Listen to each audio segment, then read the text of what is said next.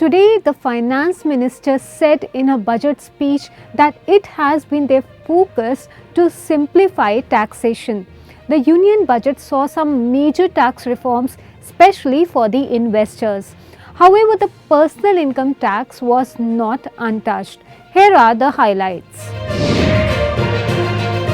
When it comes to personal tax announcements, there were no surprises or shocks for the people opting for the old tax regime.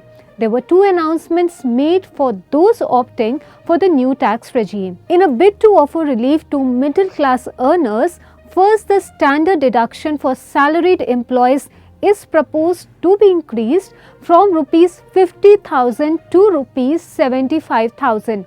Similarly, deduction on family pension for pensioners is proposed to be enhanced from Rs 15,000 to Rs 25,000.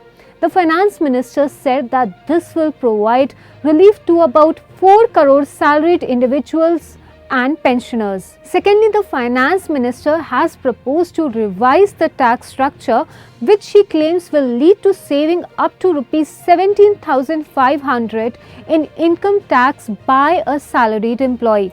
This new tax structure widens the income tax slabs, particularly 5% slab extending up to Rs 7 lakh compared to Rs 6 lakh in the current structure. The new structure is as follows.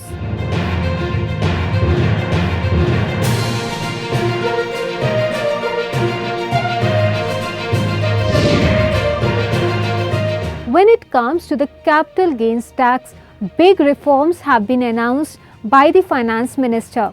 Sitharaman announced an increase in both long-term and short-term capital gains tax. Any profit or gain that arises from the sale of a capital asset can be categorized as a capital gains tax. Sitharaman announced that short-term capital gains on specified financial assets will henceforth attract a tax rate of 20% instead of 15%. Long-term gains on all financial and non-financial assets will attract a tax rate of 12.5% instead of 10%.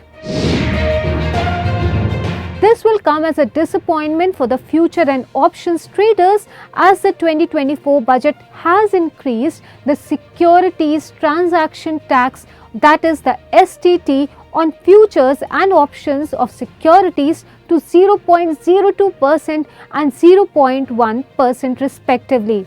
As a result of this announcement on capital gains tax and F&O trades, the Nifty 50 and the Sensex plunged almost 2% each today.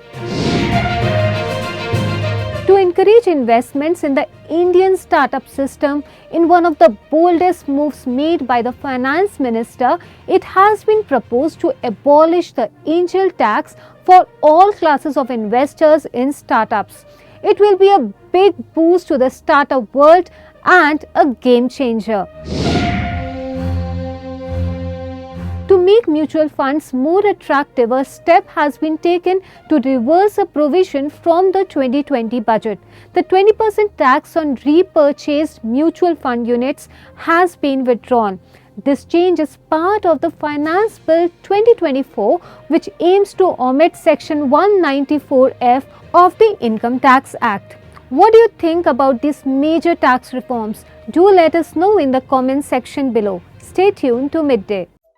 Subscribe to Midday India. Get direct notifications on all our videos by clicking on the bell icon.